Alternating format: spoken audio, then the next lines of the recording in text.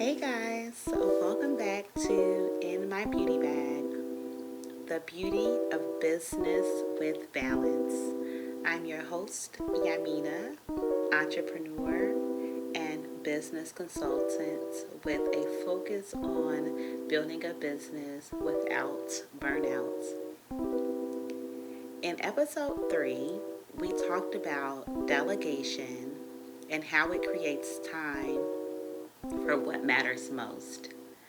We talked about how delegation is a benefit to not only your business, but to you personally, because you get to take things off your table that don't serve you or serve your business in the best way and delegate that to others so that you can focus on your zone of genius and really tap into your creativity as you are building your business.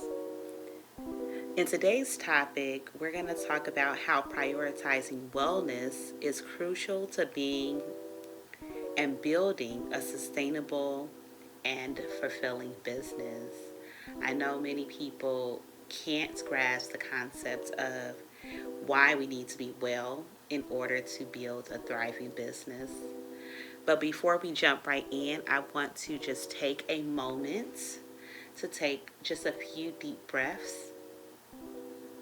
Take a deep breath in through your nose and out through your mouth. We'll repeat that one more time.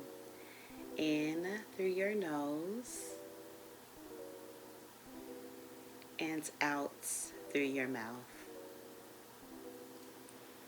I love to start these sessions with just a moment to pause because it really gives us time to sit back and be easy as we talk about wellness. So, some of the common wellness pitfalls for entrepreneurs that I've seen over the many years that I've coached entrepreneurs, the many years that I've been an entrepreneur myself, and so I have a large circle of colleagues and friends that are also entrepreneurs, and I really start to see some of the things that they really go through. Um, and it's a lot of times it's not understanding the importance of wellness in entrepreneurship. When I was maybe over 10 years ago, wellness, again, and we've talked about this, wasn't necessarily a priority. Um, I was also in law school, and so I had a lot on my plate, also a single mom at that time. And so burnout was real. But I had to learn really fast that burnouts, being a student, being an entrepreneur, being a mom, wasn't conducive to my growth journey, my business journey, or my learning environment. And so I had to think of a different way. I had to learn a different way of managing my wellness in order to be more creative, more productive, and more resilient. So, some of the ways wellness helps us build a foundation of that creativity, productivity, and resilience is one, when we are well, that means emotionally, mentally, physically, our brains have the space in order to look at a glass half full. It knows how to get all of its creative juices flowing. And when we can tap into that creativity, again, it doesn't matter what your creative outlet is, whether it's speaking or writing or just creating things. We all have a sense of creativity. If you're an entrepreneur, you definitely have a sense of creativity because you've thought of a problem and then you found a solution, right? And so that took a lot of creativity.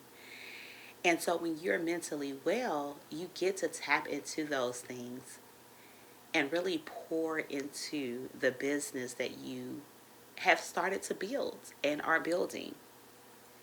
It helps you with productivity because, again, if we are not well, then we are tired, we get fatigued, our immune systems are compromised, and in being in those places, naturally our productivity goes down, right? So if you are exhausted, you're likely not going to be as productive as if you were working at your 100% capacity. If you were well rested or well nurtured, you would be a lot more productive. And so it actually is counterproductive to overwork if you are really trying to build a successful business, because we definitely need to be at our best selves.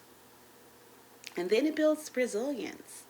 Again, when we are overworked, we're overstressed, we are not as resilient as we think we are when we are working 24-hour days, because resilience comes with a good emotional balance.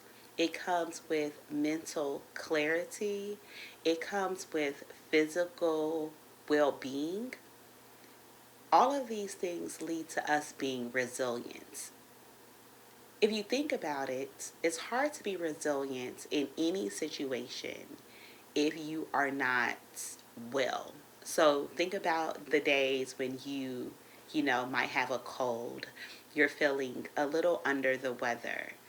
You are not as resilient as the days when you are well rested, have eaten well, it's sunny outside, you don't feel ill. You are a lot more resilient at those times than you are when you are compromised in some way. And some of that compromising comes with us not really balancing our wellness along with our business. And I won't even say balancing, I would say prioritizing your wellness.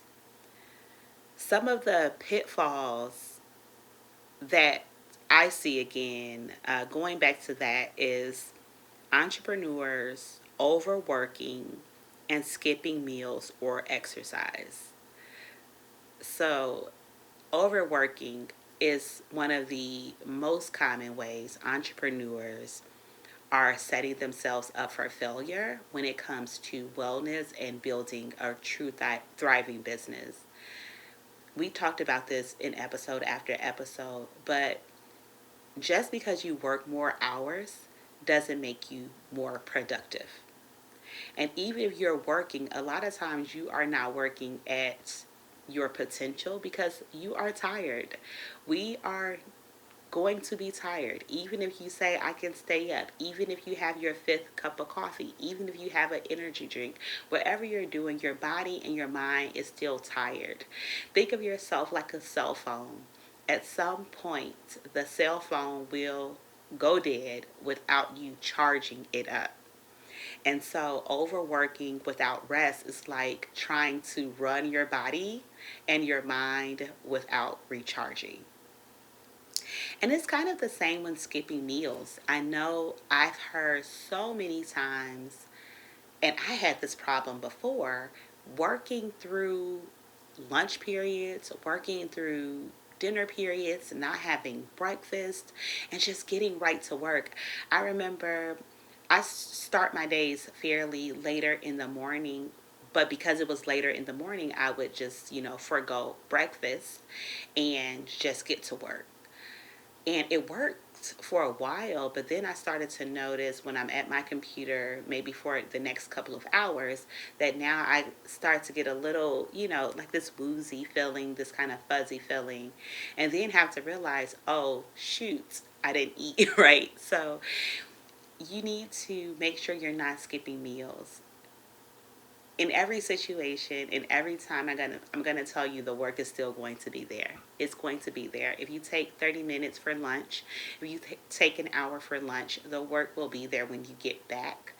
And so try to carve out time if it makes sense for your schedule. So if your business, or if you are a scheduler and you need a calendar, build you breakfast, lunch, dinner within your day so that you don't run out of time and so that you remember to eat. Um, and then it's also a good practice to take healthy snacks with you throughout the day. So whether you work at home or you work on the go or you work in the office, having something like a protein bar or mixed peanuts or fruit is really good to have available. So maybe, I do understand that sometimes things get a little hectic, and maybe in those times where you simply can't step away, maybe you have a very strict deadline, um, and it's crossing over into your lunch, that at least you have time to get a healthy snack in to keep you fueled throughout the day. And then exercise. So I understand not everyone is a full gym buff, right? You don't have to go to the gym 7 days a week, work out 3 hours a day, run 10 marathons. When you think about exercise, you can think about gentle exercises. Think about stretching. Think about yoga. Think about walking on a treadmill. I have an floor elliptical under my desk so that I could just move my feet when I'm sitting there, because my work, I sit a lot. And so I want to keep moving. And so I'll just, move my feet on the elliptical. I know some people have the under desk treadmills, or they may have the treadmill with the laptop stand made on and have their computer there and they're working out. But take some time to really think about ways that you can incorporate exercise into your day.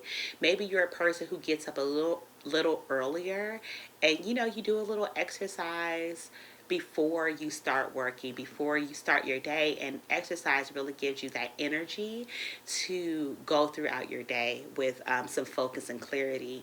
And of course, exercise is just great for our overall well-being. Doctors say, I'm not a doctor, but doctors say that we need at least about 30 minutes of aerobic exercise a day. So just think about ways that you can incorporate some exercise to get your heart moving, to get your blood flowing and the oxygen flowing through your body, because it really does help with our overall well-being and our mental clarity. And then, sleep. Sleep, sleep, sleep. I talk about it all the time. People are neglecting sleep in the name of the quote unquote hustle. I don't have to beat a dead horse, but sleep is the absolute most important thing that you can be doing for your wellness, because again, you need to be recharged. So if you don't take anything away from what I've talked about today, make sure you are thinking about your sleep. Really see, wind down before you go to sleep. If your bedtime is 10 p.m., midnight, whatever it is, maybe an hour before, take some time to wind down. Do some deep breathing exercises, read your favorite book, meditate, listen to your favorite music, something that's calmer, dim your lights, turn off your TV. Set your sleep space up for sleep success. Just like your business, you want to have sleep success. So make sure that you're setting the mood for yourself in order to get good sleep. And don't think that you can thrive off of 4 hours of sleep. Yes, you can exist off of 4 hours of sleep. You cannot thrive. So make sure that you are prioritizing your sleep and try to get those 7, 8, 9, 10 hours of sleep, so that you are very well rested. And if you need something, get a fitness tracker. Like I wear the Aura Ring that monitors my sleep, but I know Fitbits or Apple Watches, different fitness trackers will monitor your sleep. And then that gives you a visual of how you slept, the time you were in bed, the amount of rest you actually had, and then it helps you make adjustments accordingly. And then some of the other thing is, people feel guilty about taking time for self-care. That is another pitfall that I always hear or notice, is that people feel guilty for prioritizing themselves. I want to tell you to stop that right now. You are the most important thing to yourself. You are the most important person to your business. And so you have to prioritize yourself and never feel guilty about caring for yourself. Because again, you can't be at the top of your game for your business if you are not cared for, if you're always sick, if you're always stressed out, if you have high blood pressure, if you're having headaches because you're stressed. You can't be the best version of yourself to other people, your children, your relationships, your friendships, because you are always maybe on edge because of stress or being overworked or always tired. And then you can't be the best version of yourself for you. You need to take care of yourself and never feel guilty about being your number one priority, even if someone is the very close second, because my children are definitely right there, a very close second. And sometimes, in all situations, we have to prioritize things at, different things at different times. But for the most part, you should always prioritize yourself and never feel guilty about taking a day off. Never feel guilty about taking your breaks. Never feel guilty about going on a vacation. I know some people who haven't been on vacations for years, and not because they don't have the financial means to do it. They just feel like they don't have time, and that is just not that's not awesome. That's not allowed. You have time to take care of you, and you should be prioritizing that. Um, Part three of this is giving you some practical wellness tips to help you really go on your journey of wellness without feeling the guilt of it all. So, in all situations, if you are new to wellness, if you are new to mindfulness, if you are new to prioritizing you, I want you to start small. I want you to change very small micro habits like drinking more water or stretching for 5 minutes between tasks or, doing a 1 minute of deep breathing. Start small, because when you start small and you conquer those small things and you have small wins, you're setting yourself up for success. Think of your wellness journey like your business. When we start a business, we have a dream of what that business can look like, but we're actually making small incremental steps in order to build that business. And you want to do the same thing with your wellness. Take small steps, because as you take those small steps, you'll see that it'll lead to bigger and better health, wealth, and resilience. If you are a planner, I have to say that I am not a planner. I don't use a calendar as much as I should. But if you are a planner and you block out time, I encourage you to block out time for self-care. So, what can that look like? That can look like scheduling wellness activities. You could schedule a time at the spa. You could schedule your time again, like for exercise in the morning. You can schedule time for your healthy meals or your healthy snacks. Even schedule time for just things that you love to do. Like if you like to go dining, if you like to travel, if you like to hang out with your friends, or whatever that is that gives you a sense of care, I want you to put that in your schedule. Because if you are a planner and you're planning your entire day, but you're leaving out your self-care time, what's going to happen is that you're going to skip it because you've already planned out every minute and every moment of your day, and you didn't leave time for your self-care. So go ahead and plan that out. I want you to find your non-negotiables. So I want you to identify those wellness practices, whether it's a morning walk, whether it's journaling, meditation, exercise, that are essential for your mental and physical health. Just like our businesses, our wellness journeys are not going to look exactly the same. Your wellness journey should be tailored to you. So, for instance, some of my non negotiables are I have to meditate and do deep breathing as a part of my bedtime wind down routine every single night. Um, I again do an elliptical under my desk. I have to do that for at least 30 minutes to an hour every time I'm at my desk for an extended period of time. I have to take moments to pause for, deep breathing or brief meditations. And so some of those things happen for me like clockwork every day. And so I want you to also find those non negotiables because then they'll become just a part of your daily life and really help you build that life of wellness and truly being mindful about what works for you. And then I want you to leverage your support systems. Be sure to go back to our delegation episode and not just delegate business things, delegate personal tasks. Maybe you're a parent. Maybe you ask your spouse to do some more of the work, or your older children to do more chores, or for instance, I Instacart all of my groceries. I never liked grocery shopping. It took a lot of time. And so I would rather delegate that task to a shopper to do, grocery shop for me. It saves me time and it saves me the headache of having to do it. And so if you find yourself in that space, whatever that personal task is that you can delegate, I want you to delegate it. And then you may need to hire a coach to stay accountable.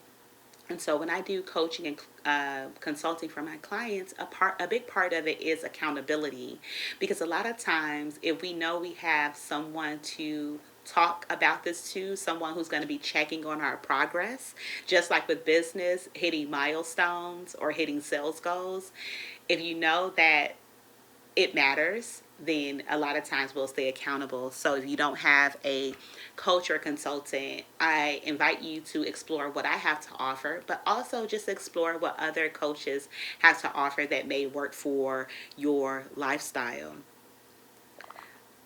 Part 4, the ripple effect of wellness. I just want to discuss how prioritizing your wellness positively impacts your business decisions, your relationships, and your overall quality of life. Because what I find is that entrepreneurs tend to think that their business and the way they make business decisions is the priority. But the truth of the matter is, we make the best business decisions, we have the best relationships, and we have the top tier quality of life when we are prioritizing our wellness. And again, it's because when you're mentally fit, you're emotionally fit, you're physically fit, then you tend to be more creative. You tend to be more resilient. You can make better decisions. You can push through on the days when you need to push through, but also be very self aware to stop on the days that you need to stop and take a pause, right? All of this comes from being mentally clear, and that comes from mindfulness. It comes from really truly taking care of ourselves and really being able to identify what we need at all times in order to be uh, our top best performer. Um, it comes from wellness. It all starts from wellness, and it all starts from the wellness of you. And so I really want you to understand that your wellness, your personal wellness, has a ripple effect on your business. Um, I had an entrepreneur. So one person I coached, she was a client, very overworked.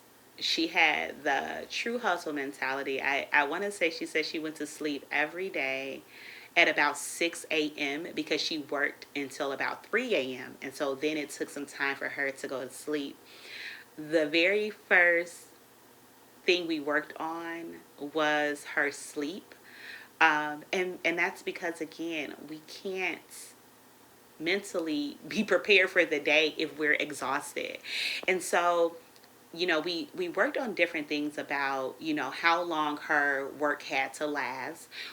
What was a time that she could cut off her task every day that really made sense for her, and when she needed to start to prepare the wind down routine, um, in order to get to bed. And if you don't have a wind down routine, I encourage you to find one. Again, whether that's, make sure you turn off your TV, you dim your lights, you take your work away from your bed, out of your bedroom if possible.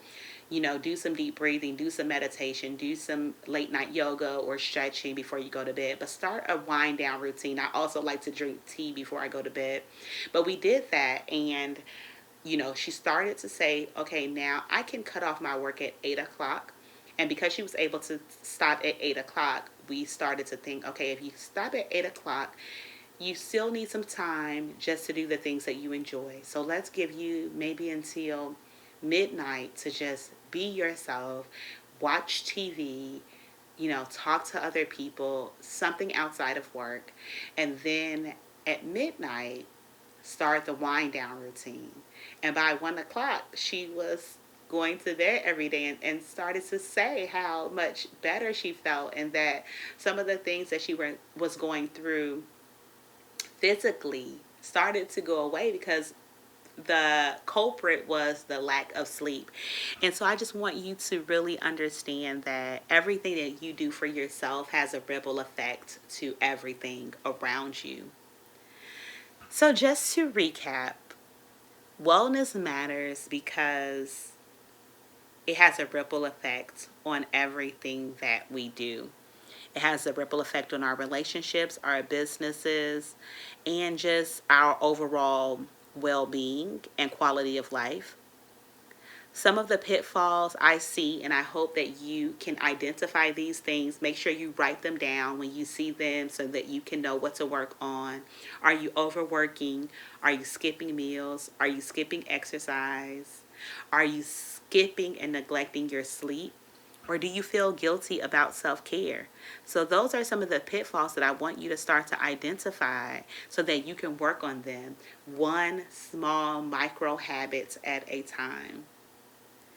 This helps you create that strategy of an overall well life when you make those micro changes in your wellness journey. Choose one wellness habit to implement this week. And so every time we do one of these episodes, I want you to take away something that you can implement right now, put into action this week. And so think about the things that we talked about. Maybe yours is something different, but identify one wellness habit that you can work on this week.